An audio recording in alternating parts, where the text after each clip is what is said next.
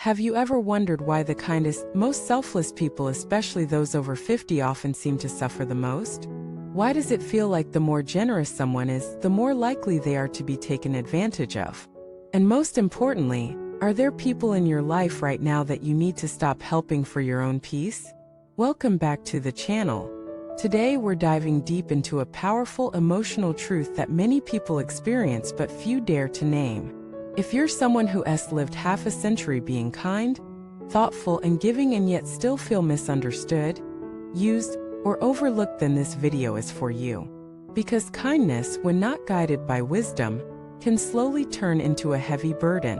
And sometimes the very people you're trying to help are the ones who will drain you the most. So let me ask you this: have you ever felt punished for being kind?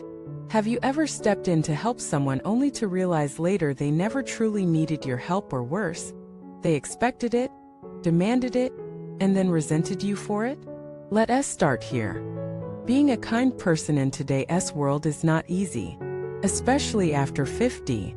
By that age, most people have accumulated decades of emotional scars, betrayals, disappointments, losses. They've loved deeply and been hurt. They've given generously and been left empty. And yet, out of habit, guilt, or simply compassion, they continue to give, hoping one day someone will finally understand them or return what they gave. But here's the bitter truth. The world often isn't kind to the kind-hearted. And the longer you ignore this reality, the more pain you invite into your life. So now let me tell you about the two kinds of people you must stop helping, no matter how good your heart is. The first type is those who treat your kindness as weakness. These are the ones who, every time you help them, respect you less. They see your generosity as something they're entitled to. They don't say thank you. They don't recognize your effort. They just expect more. You give them your time, they take your energy. You offer advice, they ignore it and still blame you later. You solve their problems, they create more and hand them to you like chores. They see your empathy as servitude. And if one day you say no, they don't ask if you're okay, they accuse you of changing, of being cold, of being selfish. If you recognize someone like this in your life, it's time to reclaim your boundaries. Because continuing to help them doesn't make you a better person. It makes you a burned out one. The second type is those who refuse to grow. You know exactly who I'm talking about. The ones who ask for advice but never apply it. The ones who constantly play the victim, who always have a crisis, always need saving but never actually change. They feed on attention, not solutions. And every time you pour into them, hoping this time they'll wake up, they fall back into the same hole. And you follow them in, trying to pull them out again. But here's the problem. You're not helping them. You're enabling them. You're shielding them from the consequences they need to experience in order to grow. And while you're holding their hand, your own strength is fading. This is where so many kind people lose themselves. They believe that helping is always good. But help, when misused, becomes harm. Because love without boundaries is not love itself. Erasure. If you're over 50, this lesson becomes even more urgent. Because your time, your energy, your health, they are no longer infinite. You've spent a lifetime giving. You don't need to stop loving, but you do need to be more selective about how you love, who you support, and where your energy flows. Let me tell you a story. A woman in her 60s spent years caring for her younger brother. He was capable but lazy. Every time he made a mess, financial or emotional, she fixed it. She gave him money. She defended him to family. She bailed him out. One day, after yet another emergency, she confided in a friend, "I feel like I'm dying slowly." And her friend said, "That's because you are just not in the way you think.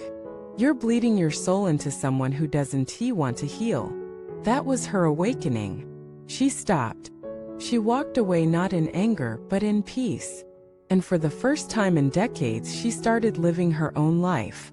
That's what this video is about. Not telling you to stop being kind, but to stop bleeding. To stop wasting your light on those who never wanted to shine themselves. You are not a rescuer. You are not a backup plan. You are not a crutch for those who refuse to stand. You are a soul on your own path with your own purpose. And if you keep getting pulled into other people's chaos, you'll miss the beauty of your own journey. So how do you start? First, realize that guilt is not guidance. Feeling guilty doesn't mean you're wrong. It just means you're stepping outside the pattern others use to control you. Second, remember that boundaries are not walls, they are filters. They protect your peace and keep your love sacred. And third, redefine kindness. Kindness is not saying yes to everyone. Kindness is saying yes to truth, to health, to authenticity, even if others don't like it. The people who truly love you won't punish you for choosing yourself. And those who do, let them go. You don't need to carry everyone, especially after 50, because if you don't put yourself first now, you may never get another chance. So today, take a breath. Think about who drains you, who takes but never gives, who complains but never changes, and make a choice, not out of spite, not out of resentment, but out of love for yourself. If this message spoke to you, I invite you to share your story in the comments. Let others know they're not alone, because there are millions of kind people out there who need to hear this right now. And if you haven't already, please like this video, subscribe to the channel, and help us spread this truth. Because kindness should never lead to suffering. It should lead to strength. Thank you for watching this video.